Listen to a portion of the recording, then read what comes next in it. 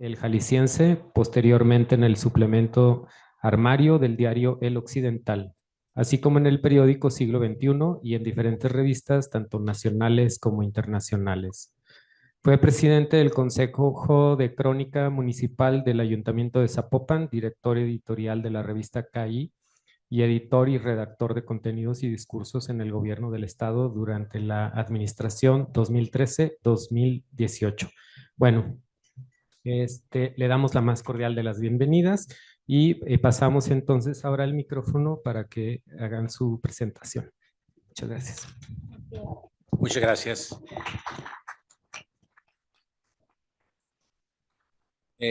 Gracias primero a la ESARC por la invitación, directamente a mi querida Arabela, que fue a la que se le ocurrió que podíamos tener esta charla. Y desde luego también a Marlene por acompañarme aquí, porque si no estaría yo hablando como loquito y eso no es buena idea. Exactamente, como loquito que quiere publicar un libro. Ahorita. Bueno, nuestro trabajo desde hace mucho tiempo, el de ambos, pues tiene que ver con esto de la escritura, la corrección, la lectura y con publicar libros. El más reciente que tiene ahora Marlene es una editorial independiente, muy joven, aquí en Jalisco, que está publicando cosas muy importantes y muy interesantes, tipo taller. Nosotros porque hay una cosa que faltó al final que les dijeran sobre mí, que soy actualmente el jefe de publicaciones en la Secretaría de Cultura. Y esto me lleva a que como titular de publicaciones de la Secretaría de Cultura, yo publique, por un lado, cosas que a la Secretaría de Cultura le parecen importantes que se publiquen. Ahorita les cuento las vías. Pero la otra es que nos acercamos a editoriales precisamente como Tipo Taller para buscar hacer cosas en conjunto. Y en este caso nos tocó hacer dos libros. Un primer libro que coeditamos es un libro muy bueno, todavía afortunadamente hay algunos por ahí, que se llama Hasta la Madre, que es pues una reunión de ensayos, artículos, ensayos, que hablan un poco acerca de este tema de la maternidad, de voces muy disímbolas y que es muy, me parece que ha sido como muy, yo no sé si sea un top de Tipo Taller, pero me parece que ha sido al menos desde la visión de la Secretaría de Cultura, uno de los libros más relevantes que hemos publicado en los últimos años. Y el otro, más reciente, que es de Eugenio Partida, uno de los escritores jaliscienses contemporáneos más importantes, y es una reunión de cuentos y una pequeña novela tapatía. Ese todavía lo acabamos de presentar, incluso desde la Feria del Libro lo traemos y lo acabamos de presentar hace poco ahí en la Secretaría de Cultura. Digamos, son las dos publicaciones que hicimos juntos. Entonces, bueno, les hablaba de esto por el tema de Tipo Taller, ¿no? Ahorita me gustaría que Marlene empezara contándoles un poco sobre Tipo Taller, sobre el tipo de cosas que publica, que luego regresáramos conmigo a que les hablara un poco del tipo de cosas que publicamos en la Secretaría de Cultura y luego ya nos fuéramos a esta parte de lo que es el título de la charla. Hola, buenas tardes.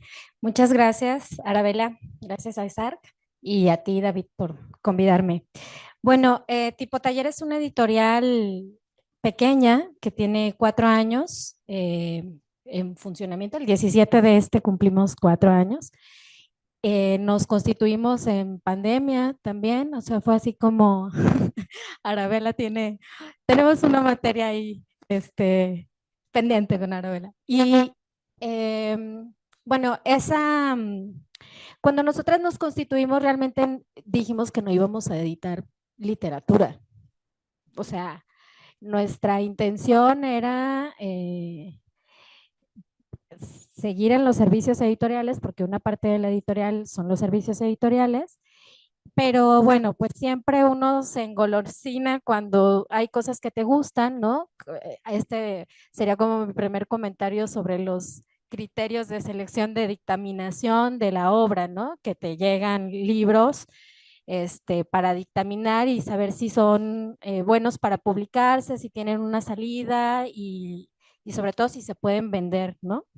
O sea, yo creo que muchos editores, cuando empezamos, pues creemos que lo que nos gusta le va a gustar a todo el mundo, ¿no? Eso es como de cajones, como lo primero que uno piensa, ¿no? Uno cree que la poesía va a venderse como pan caliente, como dice Arabella, y la verdad es que ya cuando estás como en el ejercicio de estar seleccionando manuscritos o en el ejercicio de publicar libros que después no funcionan, porque también eso pasa, pues te das cuenta que tienes que tener un criterio más amplio, ¿no? Entonces, como a nosotras nos absorbía mucho tiempo los servicios editoriales, cuando vimos la opción, el primer libro creo que de coedición que tuvimos fue con el Instituto Sonorense de Cultura. Nosotras tenemos un catálogo muy breve, creo que son como 12 libros, una cosa así, de todos estos 4 años, ¿no? Entonces, realmente nosotras publicamos 3 o 4 libros de nuestro catálogo al año. Y eso nos obliga, por tiempos y por un montón de circunstancias, a ser muy selectivas en cuanto a las obras que vamos a publicar. Decía David de este libro de Hasta la Madre, los confines políticos de la maternidad, que cuando yo lo leí tenía como, cuando leí el manuscrito, que nos lo hizo llegar Alicia Caldera, que es la coordinadora de los ensayos, del contenido, tenía mucho como estábamos en plena pandemia, no, saliendo de pandemia, y tenía, estaba muy inclinado hacia la pandemia, ¿no? Y entonces, como uno de las primeras preguntas que debimos resolver es, ¿esto va a funcionar en 5 años o no? ¿No? O para hasta cuándo queremos que viva el libro, porque también es eso, o sea, cuando son libros así, pues tienes que pensar en si va a funcionar a futuro, ¿no? Y entonces, pues a mí me pareció importante dejar ese registro porque justamente los ensayos hablaban de esta disparidad en la crianza que se había acentuado con la pandemia, ¿no? Y yo decía, bueno, es que vamos a borrar la pandemia, o sea, la pandemia sí pasó y sí tuvo una como influencia pues, en todo lo que en nuestra vida cotidiana, ¿no? Entonces, con cierto también recelo, decidimos hacerlo, pero también como, o sea, arriesgándonos a que podía funcionar o no en 2 años, ¿no? Y la verdad es que es el bestseller de Tipo Taller, lleva 2 reimpresiones y se sigue acabando, ¿no? Entonces, hay un poco también como el espíritu de arriesgarte, funcionó.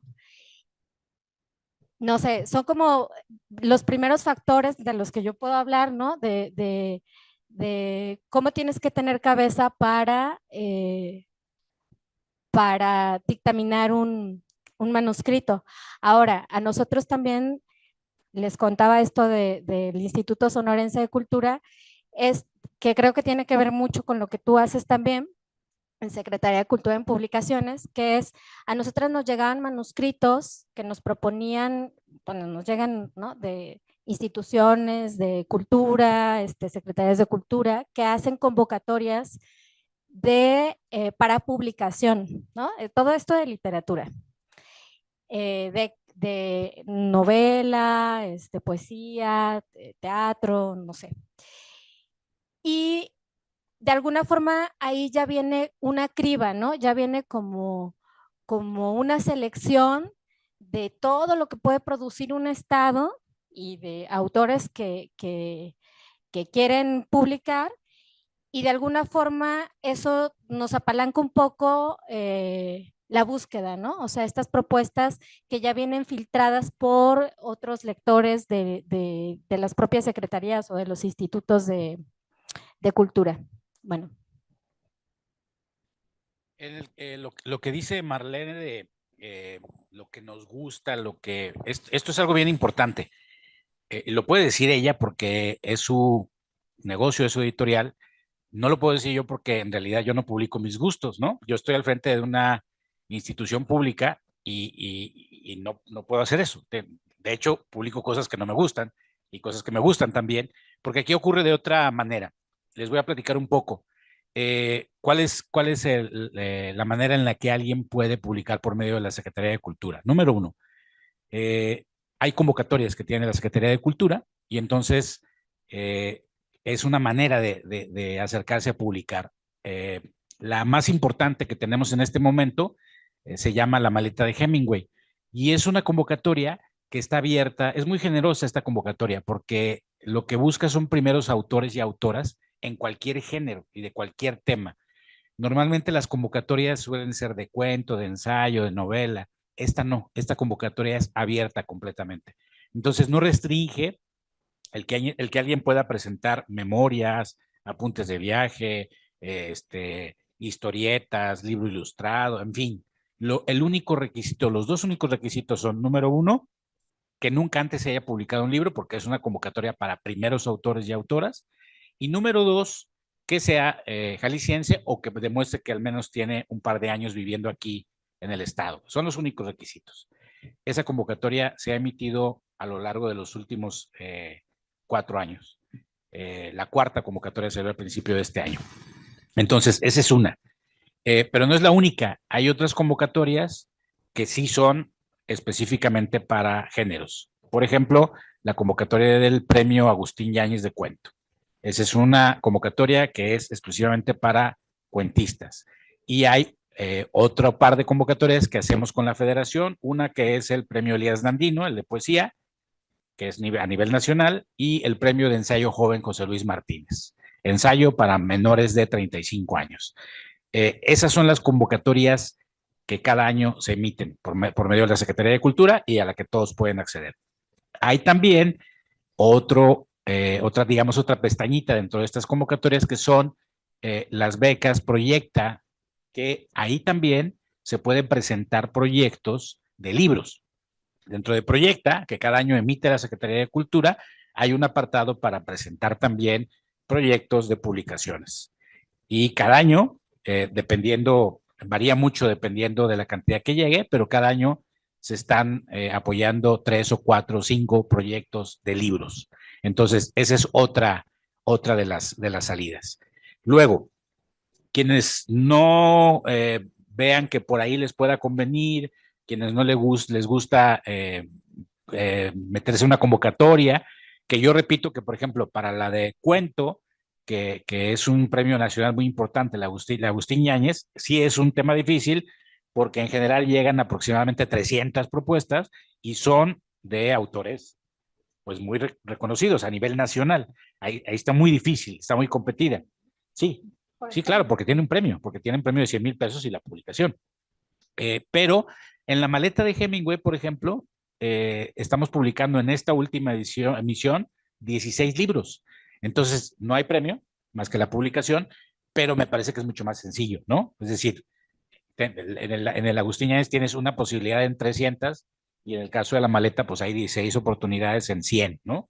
Me parece mucho más accesible. Bueno, la otra es que si en ninguna de estas encajas, puedes tú hacer tu propuesta enviando tu manuscrito a la Secretaría de Cultura para decir, yo tengo este libro y quiero que lo publiquen. ¿Qué es lo que sucede ahí? Que la Secretaría de Cultura tiene un consejo de publicaciones que está compuesto por 9 destacados y destacadas investigadores, escritores, que todas las propuestas que llegan las leen y este consejo se reúne 3 o 4 veces al año para deliberar sobre lo que se debe publicar de esas propuestas que llegan, de acuerdo a los criterios de publicación que tiene la Secretaría de Cultura. Digo esto porque de repente suele suceder que nos llegue alguien con un libro que tiene que ver con una investigación de, no sé, que no es un tema de cultura, digamos, ¿no? Entonces, obviamente, de acuerdo a los temas que se supone le competen a la Secretaría de Cultura, ¿no? Pues este también es un filtro, porque repito, no está sucediendo como podría suceder que se publique lo que le gusta a la Secretaría de Cultura, lo que me gusta a mí, sino se publica lo que de acuerdo a un consejo debe publicarse, ¿no? Tiene calidad, puede ser interesante, etcétera. En este mismo filtro pasan las propuestas de las coediciones. Es decir, yo busqué a Marlene, a Tipo Taller, y he buscado a otros coeditores, me hacen una propuesta, yo la paso a consejo y nos dicen sí, ¿no?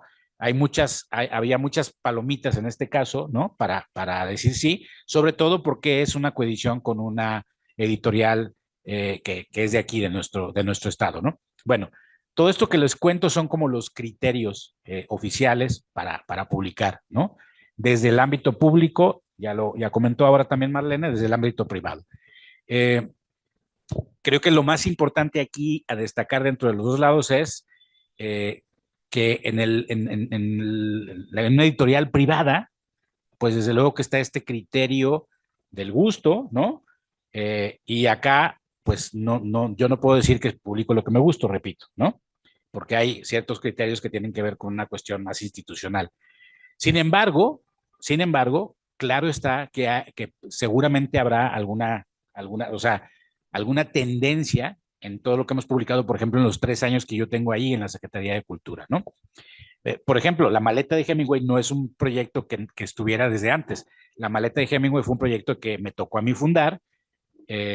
Yo no sé si va a continuar ahora con el cambio de administración, pero bueno, al menos ahí hay 4 emisiones y tenemos 49 nuevos autores y autoras que quedarán para que la historia diga si son buenos libros o no son buenos libros, o para que en algún momento los investigadores o a quien le corresponda le tomen un poco el pulso a lo que se está escribiendo en la literatura más actual en Jalisco, al menos en una parte, ¿no? Bueno, una vez que ya les planteamos esto, me gustaría entrar como a la segunda parte de esta sesión, que es este tema de qué es lo que no hay que hacer, Marlene, cuando uno tiene una propuesta y la quiere presentar, ya sea a una editorial privada o a una editorial universitaria. Qué es lo que no hay que hacer? No hay que mandar, no hay que mandar el manuscrito con faltas de ortografía. O sea, yo creo que cuando tú recibes un manuscrito, si a las 2 páginas ya tiene faltas de ortografía, dices, ¿sabes? No. O sea, el libro difícilmente puede ser bueno. Creo que pasa, quisiera hacer una anotación antes, creo que pasa al revés. Cuando escribes un libro, no buscas publicarlo en una secretaría, ¿sabes? O sea, como autor, que te estás iniciando, ¿no? Ahorita estamos hablando como de los que se inician. Creo que siempre está esta como idea de la emoción de escribir un poema o un libro de poemas, un libro de ensayos, una novela, y crees que es el mejor libro del mundo porque nadie te ha leído, ¿no? Entonces, no tienes que mandar un manuscrito si no te ha leído un lector beta. O sea, un lector beta puede ser un especialista, que sea un novelista. Lo que yo digo es, hay que buscar a alguien que te lea primero antes que un editor, ¿no? No te tienes que engolosinar, eso es lo que quiero decir, no te tienes que engolosinar con lo que produces como autor, porque seguramente no vas a estar abierto pues a los golpes de que te digan que no, ¿no? O a los golpes de que te digan, bueno, sí, pero tienes que trabajar. Para ser autor necesitas también aceptar observaciones tanto de un lector beta que cumple la función de la primera lectura y que te dice, bueno, me gustó, no me gustó, me atrapó, no me atrapó, ¿no? Y creo que hay que buscar a personas, acercarnos a personas como un poco especialistas de lo que estamos escribiendo, ¿no? Darle una revisada, o sea, no enamorarte tanto de tu texto al grado de no aceptar una crítica, ¿no? Creo que un buen consejo también sería como buscar esas editoriales o esas convocatorias que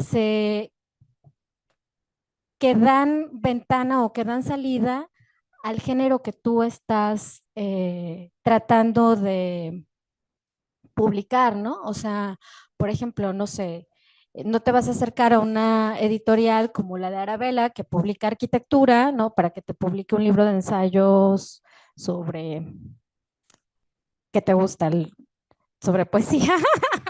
Sí, claro, o sea, hay- creo que lo primero que uno debe hacer cuando tiene un manuscrito es investigar las editoriales, ¿no?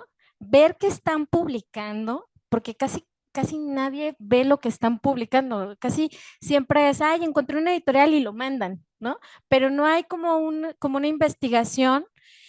Y yo también lo que le recomiendo a la gente cuando a veces doy talleres es, vete a las librerías, ve los títulos de los libros de tu género, lee las cuartas de forro, investiga un poco qué está pasando con lo que tú, o sea, con el género que tú quieres publicar, ¿no? O sea, documentate un poco.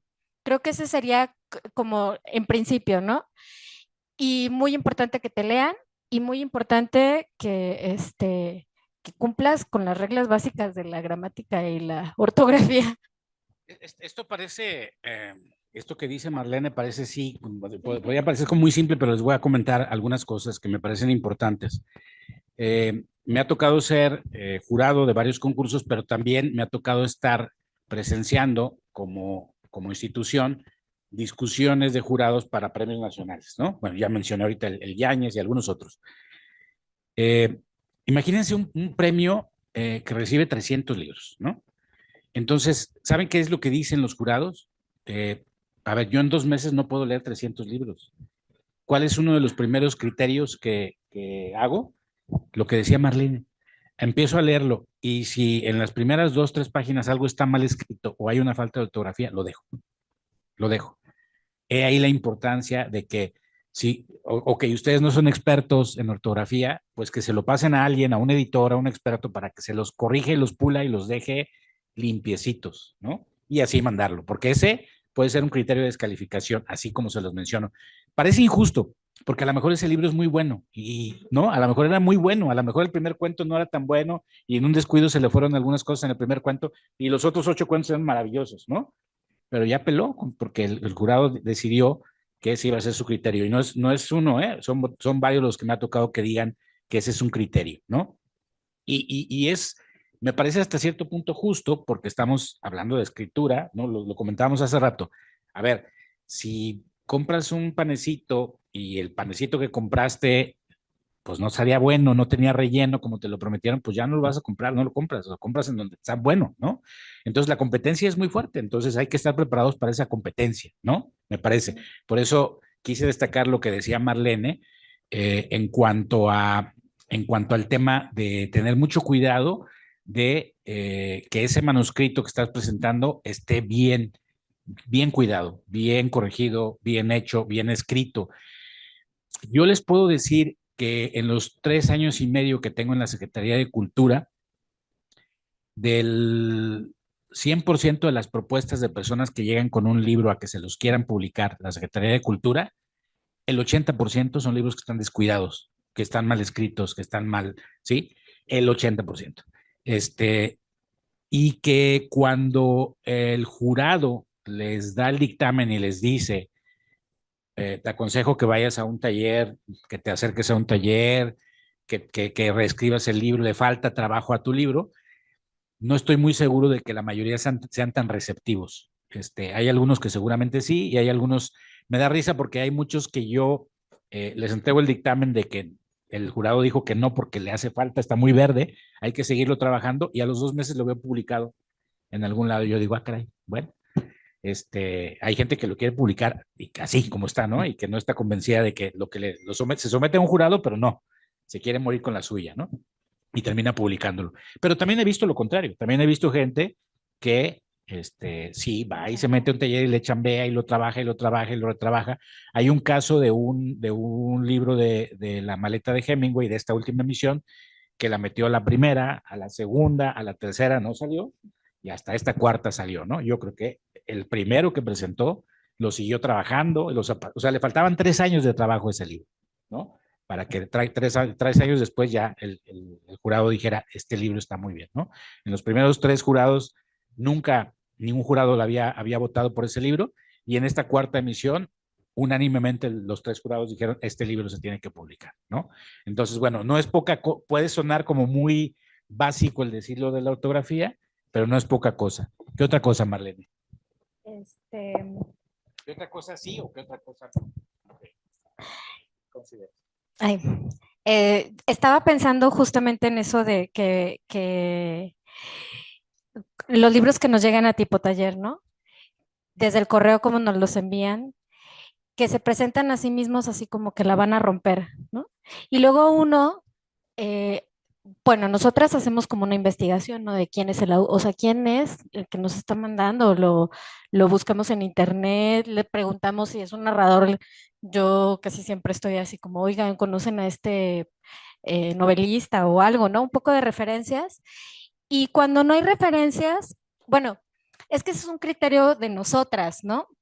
Como tú lo decías, o sea, cuando no hay referencias y luego el texto no te da, dices, híjole, o sea, esto, tienen que trabajar el texto más.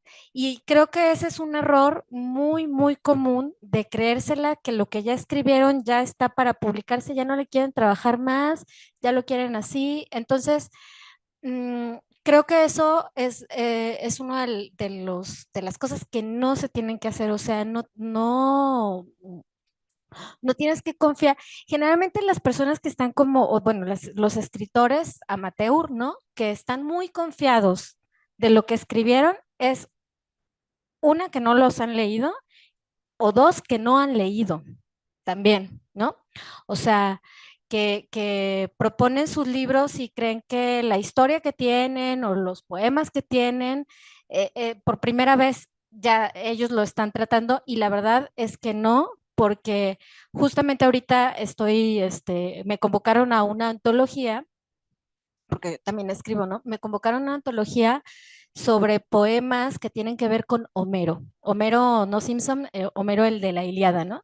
Y entonces el antologador, el editor, que es una editorial de allá de Chihuahua, Medusa, eh, pues me dice, es que hay un montón, o sea, parece como un tema ya terminado, ¿no? Pero es que en literatura, o sea, en escritura creativa, los temas no se agotan, ¿no?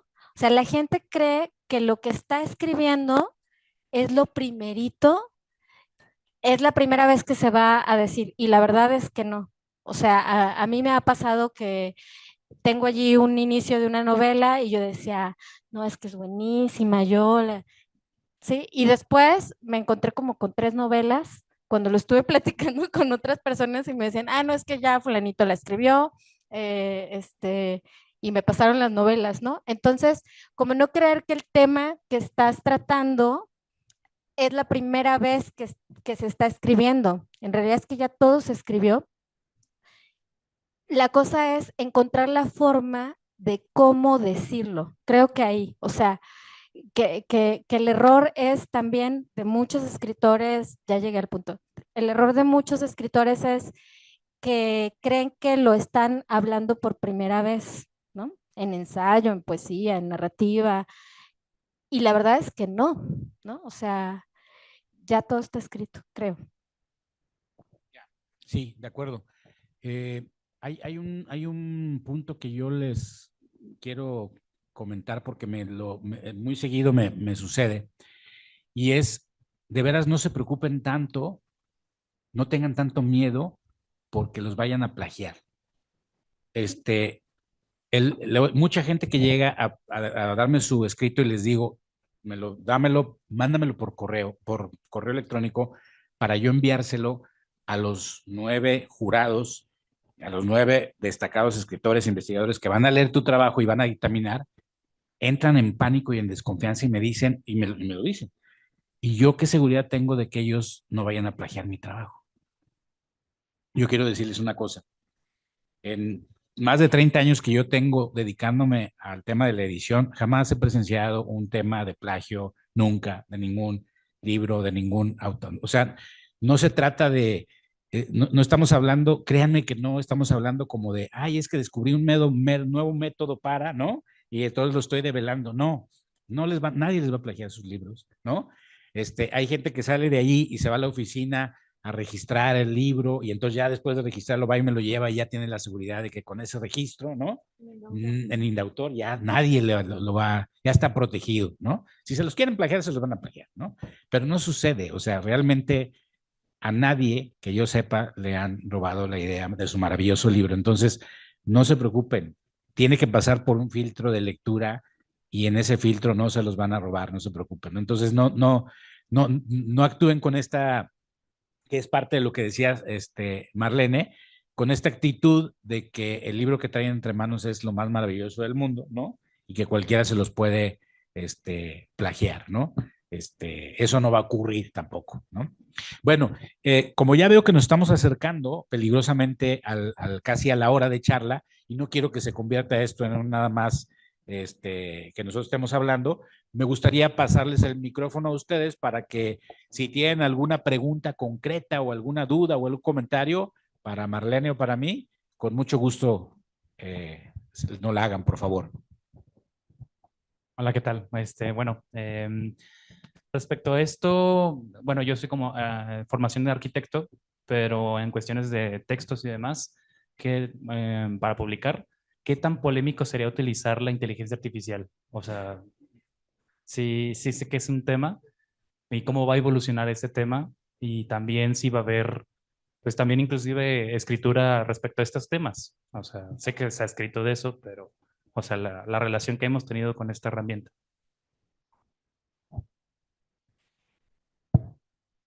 Voy a decirte lo primero que se me vino a la cabeza y que es que cuando uno hace un libro, cuando tú investigas, en tu caso que eres de formación arquitecto, creo que si te apasiona el tema no necesitas la inteligencia artificial. O sea, creo que escribir es un goce, ¿no?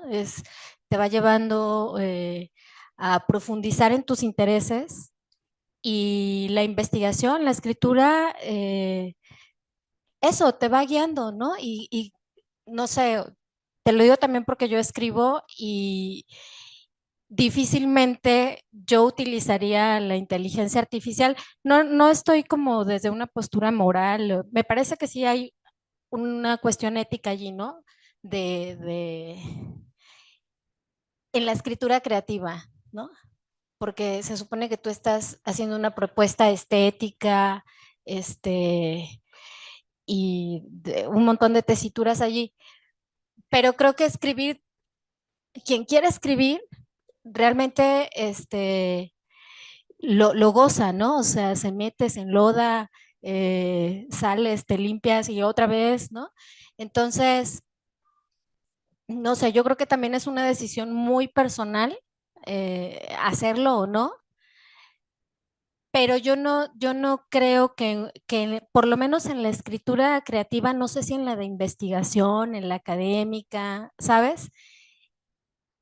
A mí me parece cuestionable el uso o sea, sí lo critico un poco, ¿no? Porque la propuesta que estás haciendo, pues, responde a otros intereses, ¿no? No a la mera producción, ¿no? Del texto. No sé, David, ¿tú qué piensas? Híjole, yo creo que sí aquí voy a, todo lo que les dije yo en esta charla fue creado por inteligencia artificial en realidad. No, yo creo que híjole, es para una mesa el próximo año, este tema de la inteligencia artificial, porque creo que sí nos llevaría una mesa. Pero lo único que voy a decir es que quizá estamos en los principios, estamos empezando, es como nos da de repente un poquito de miedo, pero yo sí creo que es una herramienta bien interesante y bien valiosa. Les quiero confesar que hay un libro que acabamos de editar nosotros recientemente, cuya portada la hicimos con inteligencia artificial. Ah, sí, es cierto. Tenía un amigo mío. Creo que la inteligencia artificial es una herramienta que habrá que empezar ¿no? Y sí entiendo lo que dice Marlene, pero yo también creo que esto que va tan rápido, ¿no? De repente puede que nos asuste un poco. Creo que merecería una valoración mucho más cuidadosa y creo que hay que verlo como eso, como una herramienta, no como algo que vaya a venir a suplir. O sea, seguramente no va a venir a suplir, pero creo que sí puede ser una buena herramienta. Sí. Quería preguntarles, con respecto a los criterios para publicación, sobre todo en cultura, ¿no? Que es como el tema. Este, ¿No les pasa un poco, porque lo que hemos visto a lo largo del tiempo, de décadas acá, que cada administración tiene como sus propios criterios? O sea, las vías están, todo está escrito, todo está estipulado, pero cambia el jurado, cambia la ideología, cambia el partido también. Y de pronto vemos que son como los grupos, los autores cercanos a ese grupo, cercanos al que sigue y así sucesivamente, ¿no? Y de fondo sí está la pregunta de quién importa o por qué van a publicar a tal autor, o sea, y hay que darle la oportunidad a aquellos a los que nunca se les ha dado y sí importan. Me explico, ¿no? O sea, es un poco eso. Sí, la pregunta o lo que me estaba pensando ahora que quisiera que ustedes nos aclararan un poco es si no les pasa que terminan como publicando, por ejemplo, en poesía, escritos que están hechos para poetas, en novelas, novelas que están escritas para novelistas, igual que en artes, ¿no? O sea, arte para artistas y no para el público, que ese es como finalmente el gran punto, ¿no? O sea, a mí me ha tocado ser asesor en PEGDA, en SECA y en estos proyectos, en estas de Secretaría de Cultura, y hasta los mismos, la misma gente encargada de eso dice, es que eso publicaron en el pasado y ya no nos importa. Y yo digo, bueno, pero entonces, ¿por qué está ahí? O sea, sí me explico, ¿no? Este, creo que sí es importante y sobre todo al ser una institución pública que eso pues llegue al público y que les interese a los lectores, ¿no? Sí, no sé si ustedes tienen algún como criterio respecto a eso, ¿no? De decir, sí importa para mí, creo que es muy importante, pero a lo mejor a este público o a este momento no viene al caso, pues. Por ejemplo, lo que veíamos ahora es que de un tiempo para acá en esta administración importó mucho toda producción y todo arte que estaba hecho desde grupos de mujeres, sobre todo, ¿no? Es a propósito del que publicaste o en las convocatorias de artistas y esas cosas, ¿no? Y qué bueno, ¿sí? Pero si terminan publicando mujeres para mujeres y todos los demás públicos, sí me explico, ¿no? Por ahí diría la pregunta. Sí, mira, te mentiría si te digo que no ocurre, porque sí ocurre. Es decir, cuando estuvo el PAN, nada más es cosa de revisar el catálogo, ¿no? Libros y libros de escritores con tendencias religiosas y todo, ¿no? Ocurre, o sea, desde luego que hay cierta tendencia, número uno, desde la administración, de qué tipo de administración que esté, y número dos, desde luego que también de la cabeza, ¿no? Lo que uno tiene que hacer después es como tratar de poner ciertos filtros, ¿no? Sí creo que la actual secretaria impuso, no impuso, sino quiso equilibrar ciertos temas que en años pasados estaban desequilibrados, ¿no? Un poco. Pero por otro lado, creo yo que tratamos de que se equilibrara el tema y que no estuviera tan cargado, ¿no? A mí me parece, por ejemplo, que el tema de la maleta de Hemingway es un gran ejemplo, ¿no?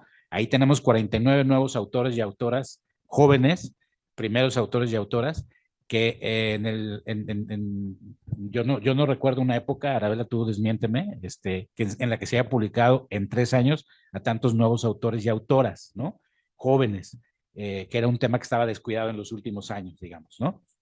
Que por ejemplo Juan Francisco lo hizo mucho en la época en que publicó. Yo pensé, la verdad, mucho en ese ejemplo de Juan Francisco cuando publicaron a Víctor Ortiz Partida, a León Plasencia Añol, a Mauricio Montiel, aquellos que eran primeros autores que hoy ya son como autores consolidados, ¿no? Es un poco la apuesta también con el caso de La Maleta.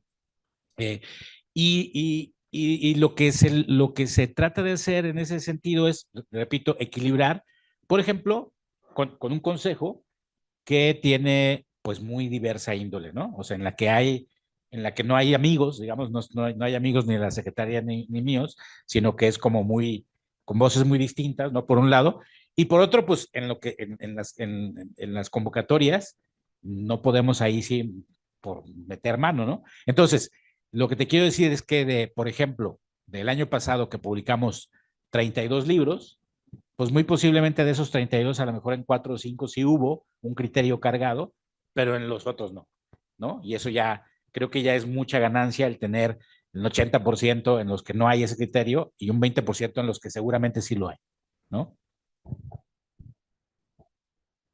Yo, más que una pregunta, tengo un comentario. No, no, no es cierto. Sí tengo una pregunta para Marlene, porque por la naturaleza de la pregunta. ¿En algún momento cuando ves un manuscrito piensas en un retorno de inversión? ¿Cómo lo atacas, no? O lo trabajas, pues más que atacarlo. No, pues es que eso es lo que primero tenemos que pensar, o sea, realmente todo lo que dije hace rato de, como de si te gusta, si no te gusta, tienes que trabajar en el desapego mucho, ¿no? O sea, en el desapego de tus intereses también. Yo al principio decía, yo no quiero publicar poesía en tipo taller, ¿no? O sea, porque yo soy, o sea, yo escribo poesía y no quiero que eso influya y que me vaya como gorda en tobogán, publicándole a todos mis amigos que admiro, ¿no? Porque la verdad es que, como decía aquí Aldo, o sea, hay muchos libros en poesía que se escriben para poetas, o sea, que son muy referenciales y que para leer ese libro necesitas pues como una documentación en poesía, ¿no? O también en narrativa, o sea, en todos los géneros puede haber esto, ¿no? Pero nos ha costado mucho ver eso en tipo taller, o sea, la verdad es que la selección que hemos hecho del catálogo, que me parece que es un catálogo muy ecléctico, ¿no? O sea, tenemos a Eugenio Partida, tenemos a Balam Rodrigo, a Ethel Krause, o sea, hemos publicado ensayo, novela corta, poesía, cuento, crónica. Ajá, crónica de viaje, además. O sea, yo no sabía cómo vender un libro de crónica de viaje.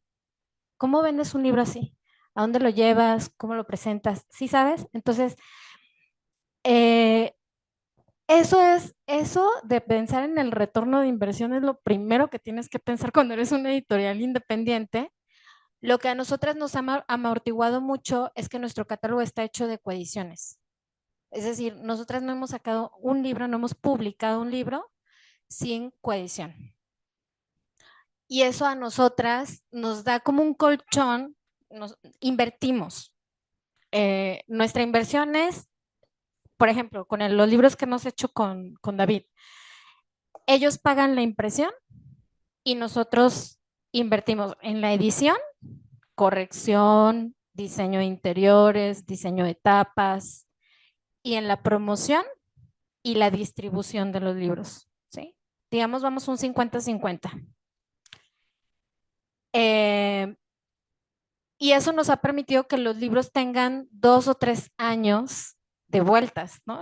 Yo digo, me lo imagino como unas vueltas, ¿no? A ver, pues presentamos el libro de Eugenio Partida en la FIL y yo calculo que a ese libro todavía le faltan como 3 años de promoción para agotar el tiraje.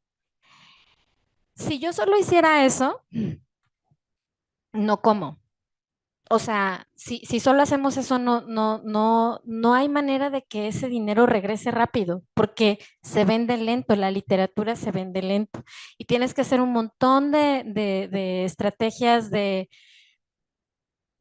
pues primero la distribución, que para las editoriales independientes, cuando yo hablo de una editorial independiente, es una editorial privada y pequeña que nosotros intentamos publicar la literatura que no se está comercializando en las grandes editoriales como Planeta, Alfaguara, ¿sí? Penguin, porque ellos están marcando un ritmo de consumo, ¿sí?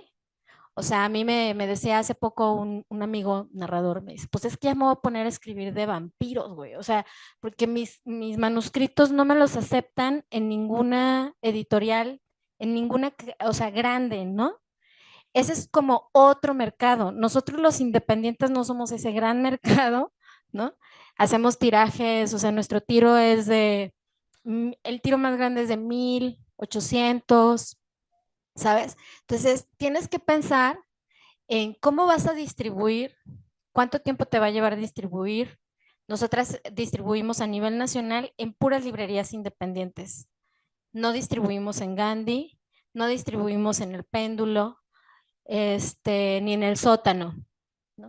O sea, distribuimos en librerías como Lopa, bueno, Lopa ahorita cerró un poco, en Impronta, en librerías que también trabajan bajo ese modelo, ¿sabes? Que no están, ellos no venden Alfaguara, por ejemplo. Entonces, a mí eso me permite que en la librería yo no voy a competir contra ese monstruo que es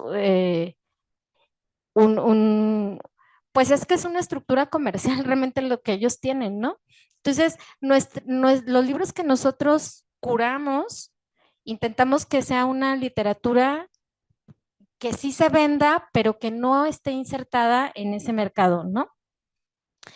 Y claro que hay que pensar en el retorno de inversión, pero no es pronto. O sea, te quiero decir que son 3 años.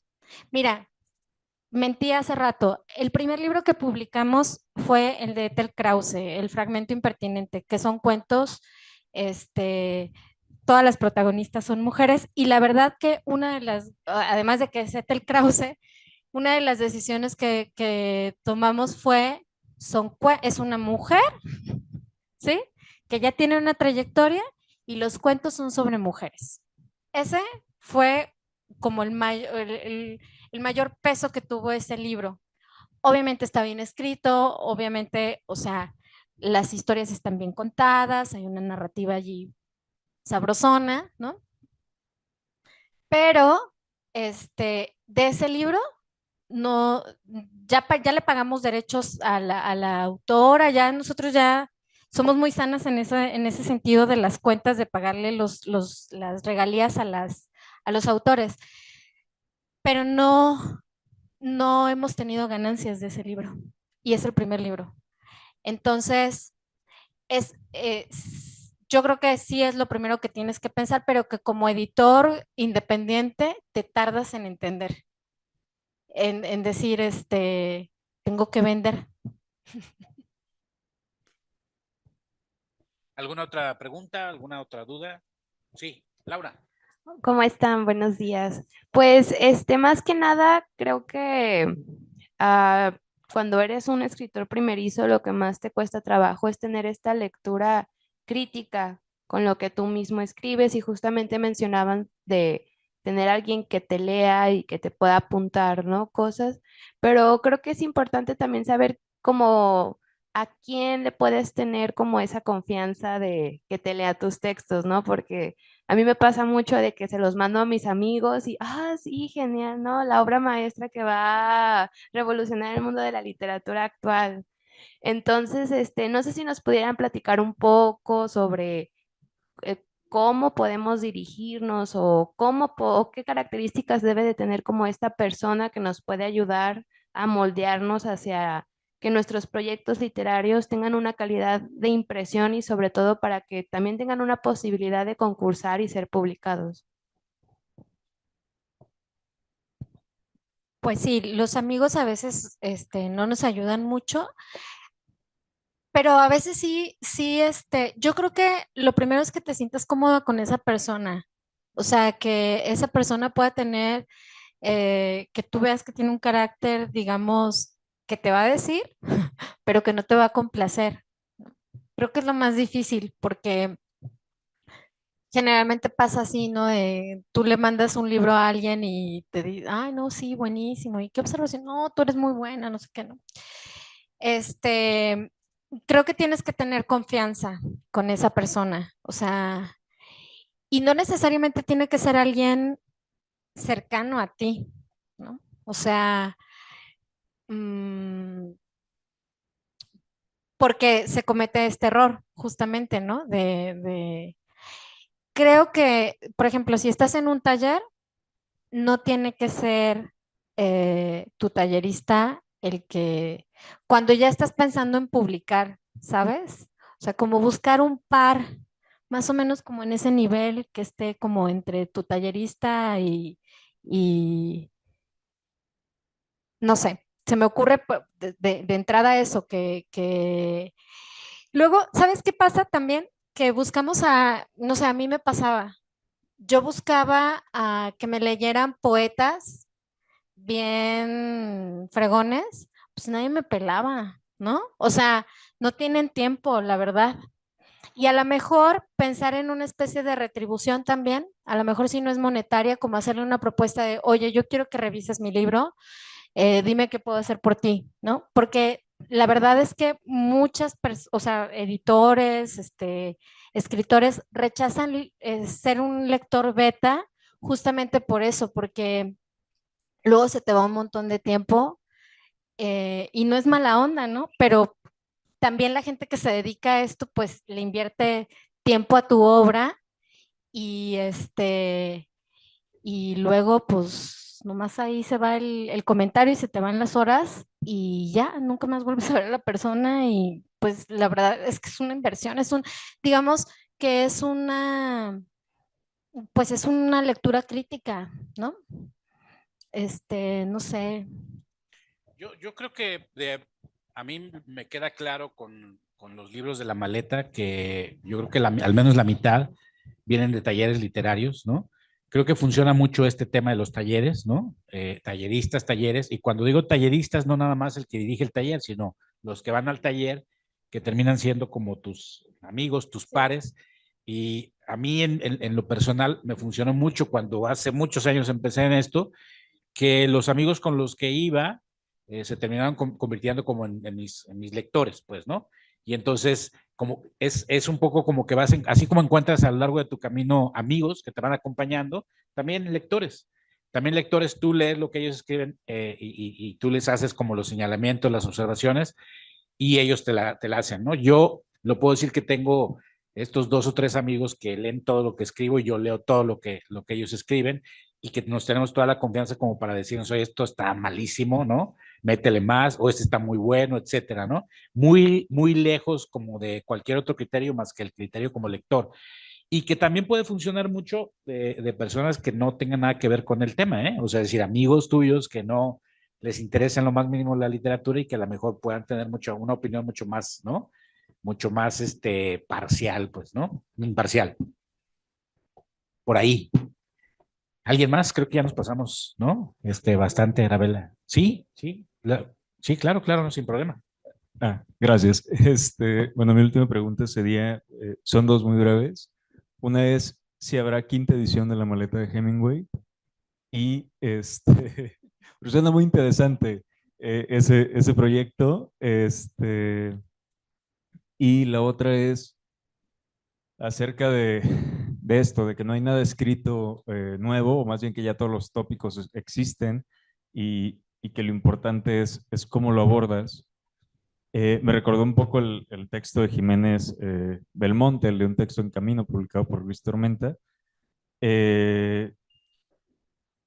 ¿Cuáles serían de repente si, qué le dirían a un escritor primerizo si de repente se enfrenta o se da cuenta que tal vez lo que está escribiendo de repente ya está escrito en muchos lados, pero además como escritor primerizo tal vez lo que sucede es que o tienes una excesiva confianza en lo que estás escribiendo o realmente no la tienes, ¿no?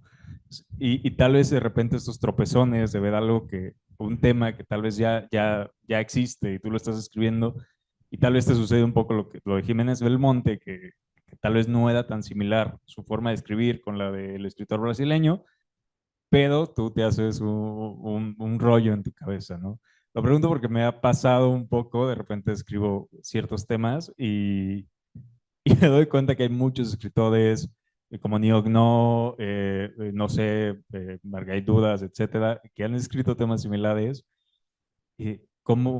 ¿Cuál sería el consejo para estos escritores primerizos de cómo enfrentar de repente esto, verte en un espejo reflejado en otro autor, de cierta manera?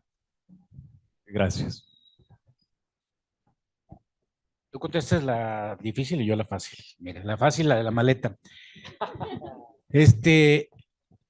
Mira, si me quiero ir políticamente correcto, ¿no? E institucional, yo te diría, no sé, la administración entrante, no sabemos qué planes tengan, ¿no? Mi labor termina el 5 de diciembre y el 6 entrará un nuevo equipo, entonces desconozco si ya hay proyectos seccionales y uno nunca sabe, ¿no? Pero como estamos aquí en confianza y no va a salir de aquí el chisme, ¿no? Yo tengo mucha confianza en que sí siga el proyecto. Te lo puedo decir porque yo tengo muy buena relación con el equipo de Guadalajara, el equipo que yo asumo que será el que va a estar en el equipo de Lemus que está en Guadalajara, asumo que al menos la mayoría de ellos pasarán a estar allí en la Secretaría. Y yo tengo muy buena relación con ellos y creo que a ellos les gusta mucho el proyecto de la maleta. Entonces, a lo mejor tendrá algunos pequeños ajustes, creo, ¿no? Pero yo confío en que el proyecto pueda seguir, porque además, por sí solo se justifica. Ha sido un proyecto al que le ha ido muy bien, que ha tenido muy buenos resultados y curiosamente muy buenas ventas también. O sea, de los libros que se venden más en la librería Mariano Suela, en las ferias de libros a las que vamos, son los de la maleta. Ningunos otros. Entonces, estamos como con el top de ventas con esos libros. Entonces, creo que sí hay mucha justificación como para que el nuevo equipo, una vez que haga el análisis, decida que continúe con el proyecto. Espero que sí. Tú contestas la otra. Pues es como un poco romántico lo que te voy a decir, pero es que lo disfrutes. O sea, no puedes hacer nada. Los demás ya lo escriben, o sea, ya están escribiendo de eso y sé que es un poco tormentoso, ¿no? Como decir, yo sí digo, malditos, ¿cómo escriben así? ¿Cómo se les ocurrió esa metáfora, ¿sabes? Pero decirte, confía, pues, ¿de qué vas a confiar? Disfrútalo. Pues, o sea, si ya lo vas a hacer, por lo menos que sea un goce para ti, ¿no? Creo.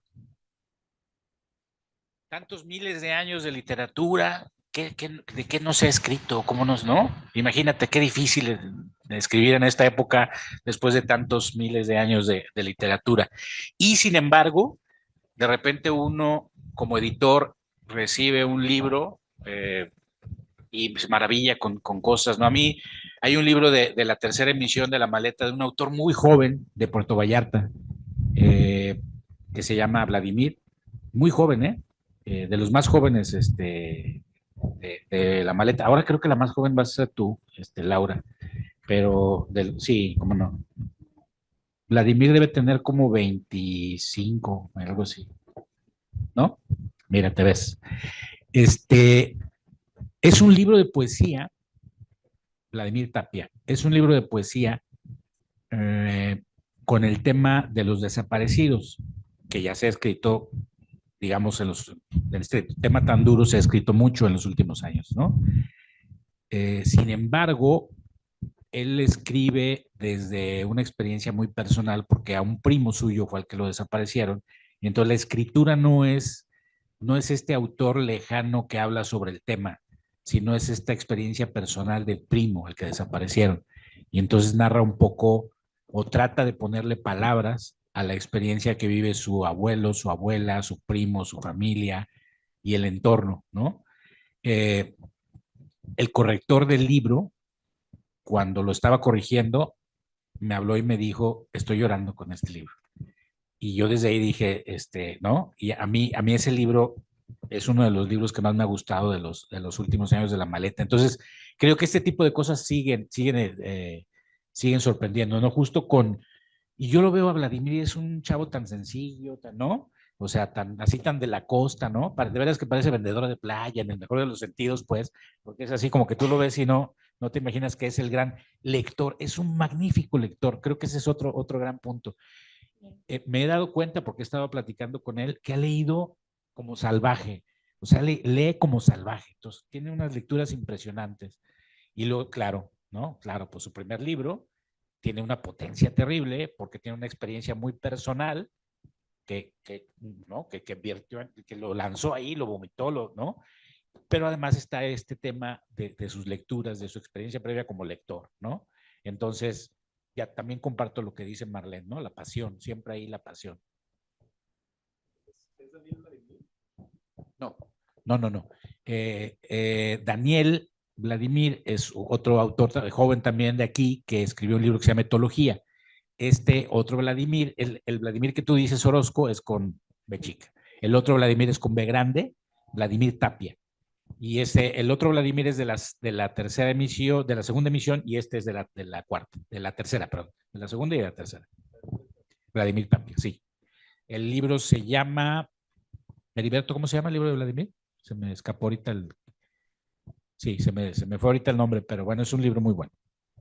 Bueno, agradecemos a David Izazaga y a Marlene Certuche que nos hayan acompañado y que nos hayan aclarado las dudas del auditorio. Agradecemos también al auditorio que hayan venido a presenciar la charla. Los invitamos también en la tarde a las 5 a la presentación de una antología de pensamientos feministas para arquitectura a cargo de Zaida Musi. Es una lectura colectiva de un grupo de mujeres arquitectas sobre arquitectura. Sí, muchas gracias.